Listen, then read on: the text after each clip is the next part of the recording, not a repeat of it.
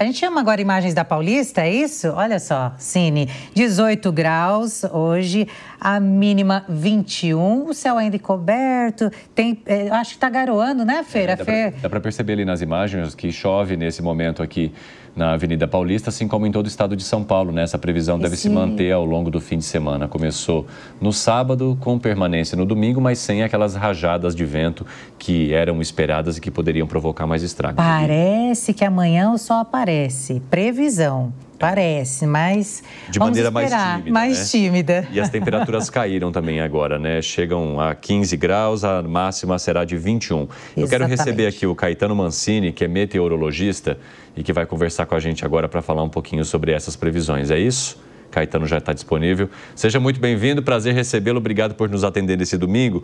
Caetano, o que aconteceu, né, nesse meio de caminho aí da previsão do tempo, que essas questões, ainda bem, né, que seriam mais perigosas e que poderiam provocar mais estragos, não se concretizaram em boa parte aqui do estado de São Paulo?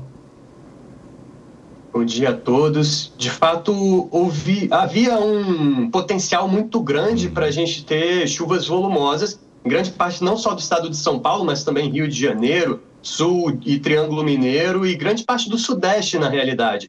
E, de fato, houve essa chuva volumosa, principalmente no sul de Minas, na região do Norte Fluminense, Vale do Paraíba, ali também, Cone Leste Paulista, e acabou que a capital paulista escapou um pouquinho em função justamente desse posicionamento local das tempestades, né? Essa época do ano a gente acaba tendo tempestades muito localizadas, né? Primavera, verão, aquelas tempestades mais típicas de verão que chove pontualmente muito forte em uma determinada região, enquanto outras regiões a gente acaba ficando com uma chuva um pouquinho menos fraca. É difícil para a gente prever com antecedência exatamente a região que vai receber essa chuva mais intensa de todas. A gente vê essa previsão com antecedência em uma área muito grande, né? Então faz parte do papel do meteorologista avisar com antecedência essa macro-região, no caso aqui pegava grande parte do estado de São Paulo, ficou mais localizado ali no litoral, também no Cone Leste Paulista, mas é importante a gente dar esse destaque para ter essas medidas preventivas com antecedência. E a partir do momento que a gente vai se aproximando do dia da previsão de chuva forte, você vai fazendo um monitoramento em tempo real. Então, grande parte dessa chuva que estava prevista, ela acabou ocorrendo de forma localizada em regiões específicas. Deixa eu te perguntar, quais são os principais fatores climáticos que contribuem para o aumento dessa intensidade e frequência de chuvas em São Paulo e outras regiões também, e como afeta, né, a infraestrutura da cidade? Maravilha. Existem, claro, as condições que a gente está acostumado a debater recentemente com relação à própria mudança climática, né? Então, mudanças climáticas são eventos ali que inserem mais energia no sistema, né? E aqui, como qualquer processo, se você tem mais energia entrando, o processo de saída ali, esse caminho do meio vai ficar mais energético. Então, tudo isso contribui para que você tenha realmente um ambiente muito propício para ter eventos mais intensos, sejam de chuva intensa, seca intensa, calor intenso, como a gente viu no ano passado e em alguns momentos ao longo desse ano, até também ondas de frio intensas. Então, mudanças climáticas tem um grande comportamento que favorece, sim, a intensificação dos eventos intensos, mas também tem algumas condições climáticas naturais. Então, é a combinação desses dois fatores que contribui para que a gente tenha, em alguns momentos, eventos um pouco mais intensos do que outros.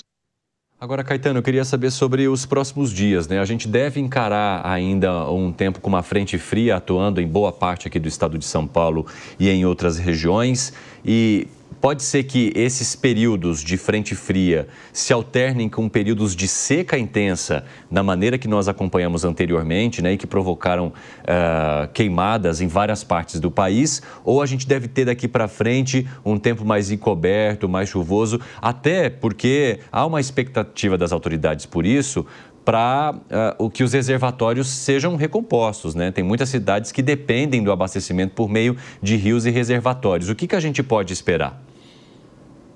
A tendência, principalmente a partir desse restinho de outubro e meados de novembro, é que a gente começa a entrar numa situação muito parecida com o normal, que há bastante tempo a gente não via uma circunstância semelhante a essa, com áreas de instabilidade passando de forma frequente, frentes frias também. Então, isso tudo, sobretudo no Sudeste, contribui para que a gente tenha esse retorno da chuva. Ainda pode ter, ao longo dos próximos 3 meses, aí, o restante de outubro, ao longo de novembro também, e eventualmente dezembro, a gente pode esperar ainda algumas chuvas que são intensas, sobretudo na faixa mais litorânea, ali, litoral norte paulista, Rio de Janeiro também, região serrana, são regiões que têm um potencial aí para ter alguns eventos extremos ao longo desse período de primavera, eventualmente até no verão, porque a água do Oceano Atlântico está muito quente, então você tem muita umidade ali próximo, né, do litoral, sendo fornecida que combina com essas frentes frias e com essas áreas de instabilidade.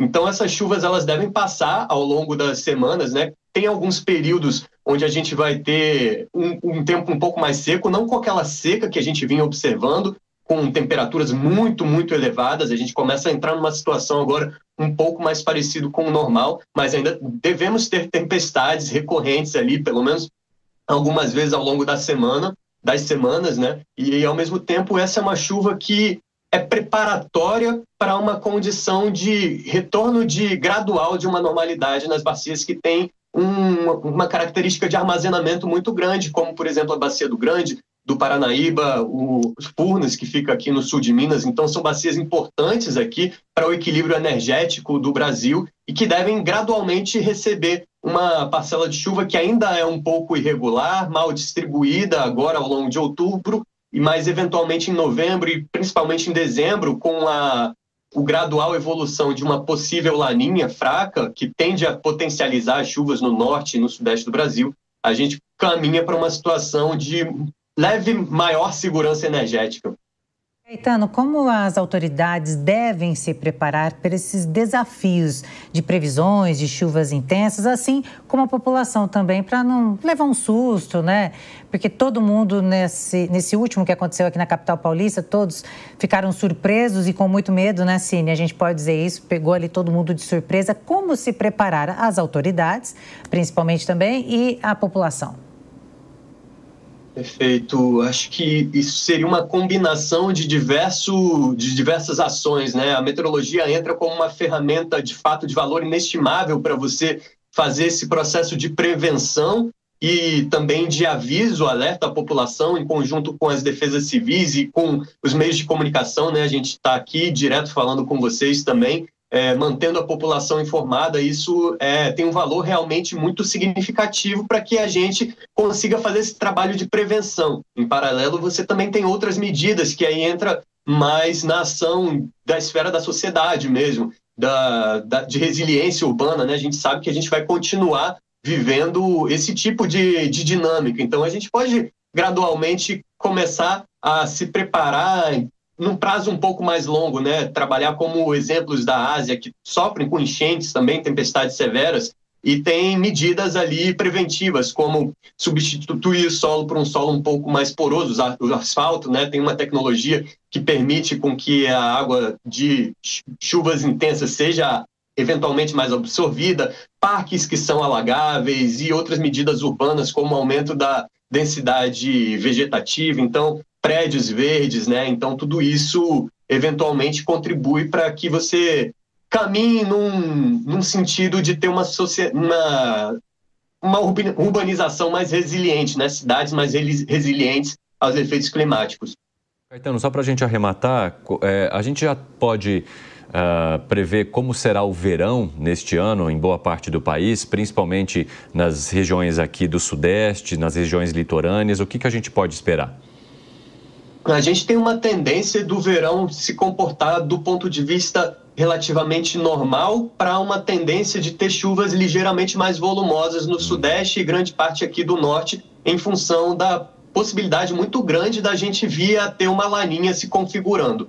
O laninha, ele tende a intensificar o padrão típico da estação, que é de chuva e também de temperaturas ligeiramente mais abaixo, uma vez que você pode ter mais nuvem. Então, região norte, que deve ter uma recuperação gradual também da seca severa que a gente observou ao longo dos últimos meses, e também o Sudeste, a gente pode ter alguns temporais aí ao longo do verão, pelo menos até ali fevereiro, que é quando a laninha deve atuar de forma mais intensa, depois ela começa a enfraquecer. mas ao longo agora do final da primavera e também no verão, aí pegando os meses de outubro, novembro, dezembro e eventualmente janeiro e fevereiro de 2025, é muito possível que a gente continue vendo alguns episódios de chuva intensa em grande parte do sudeste do Brasil.